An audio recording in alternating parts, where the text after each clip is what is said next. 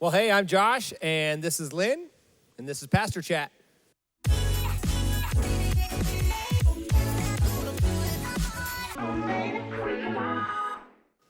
So, Lynn, we talked about risk this weekend, and I'm sure that there's questions. I know I have some questions. I'm sure there's some questions and some things I think we can discuss. As we talked about that, which great message, by the way, thank you. How do we know it's God? How do we know it's not just us being dumb, making a bad decision, or, maybe just being us? Yeah. So, and I love that you asked that question because let's just be honest. A whole bunch of us have blamed God for a whole bunch of bad decisions, right?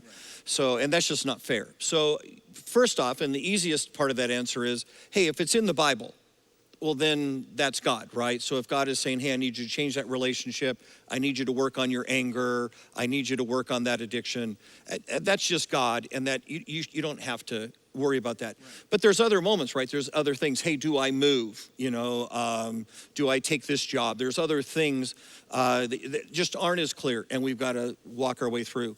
And what I would tell you in those moments is, I don't just take risks to take risks. Matter of fact, I probably land on the side that says, you know what, I'm not going to jump out there and do that whacked up thing unless I really feel that God is moving. So what I'll end up doing most of the time is praying and saying, God, because I'm not confident that you're in it, because I don't know this is what you're doing, I'm going to pause.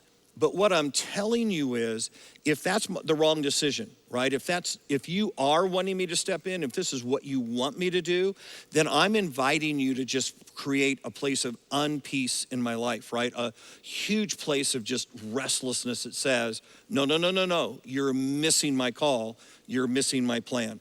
And it comes back to this whole idea, it's not about risk for risk's sake, it's about when God is nudging, when God is leading, then you can't turn him down. And maybe another example on that is, about planting Cornerstone itself. I didn't want to do it. See, I was hesitating. And I finally had to go to the place to say, God, if that's you, I need you to convince my heart before I go take that risk. Right. And I waited for that to happen. No, yeah, that's what was coming to my mind as you were saying that, is the week that you took that time to pray. It was supposed to be 2 weeks, of course. Didn't work out that way because Brent was impatient. Yeah. But that's awesome. So now risk, it can feel weird. It can feel weird. It can feel uncomfortable, especially if we haven't taken risks before. Yeah. Some of us, we've just never been in that place where we're risk takers. Right. So when we're experiencing those feelings, how do we stay focused on what the other side of that risk is going to bring us? This in many ways is something that's learned. Right? So I think about it this way. If you have a new relationship and maybe you've got a friendship and now they say something to you and you're trying to figure out if it's true or not, that's going to feel weird, right? It just is. Yeah, because you don't have that trust built, that confidence built. But if you've had a 20-year relationship with that person and they've always told you the truth and now they tell you something that feels weird, you're like, no, I've got a 20-year history. This is the same thing. When you start taking risk, it's a little bit like snow skiing. Man, everything tells you lean back, which is exactly the wrong thing to do. That's what I do. And and you have to get comfortable with the idea of, no, to ski, I have to lean forward. And it's the same thing with God. You've got to get to that place where you say, hey, leaning forward with God feels weird, right? Feels uncomfortable my first day skiing, my second day skiing. But when you get more acclimated, when you've skied more, all of a sudden leaning forward feels totally natural.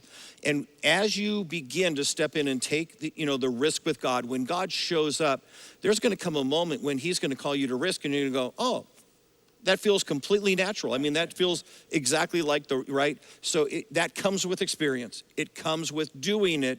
There's no way to take the weirdness out of it at the beginning. You just kind of have to lean in. Just kind of keep leaning in. Yeah. No, that's good. That's good. We're going through this series, which has been great. We're looking at these different core values. And just a few weeks ago, we looked at community. We talked about community.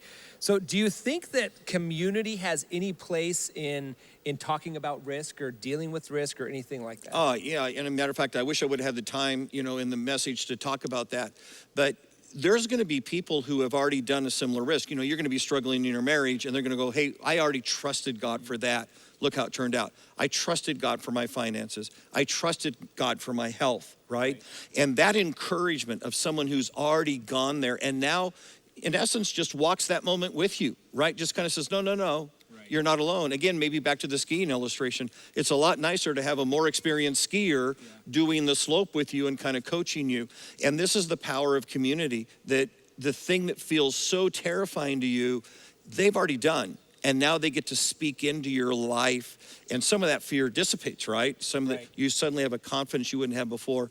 So there's a huge power in doing this in community. Yeah, no, I love that. And that's one of the things I love about, here at Cornerstone. We just offer so many opportunities to be in community because we realize how important it is. And as we're going through that risk, it's so valuable. Yeah, absolutely. Awesome. Well, hey, thank you. Appreciate hanging out, chatting with us, and we'll see you guys next time. Take a risk.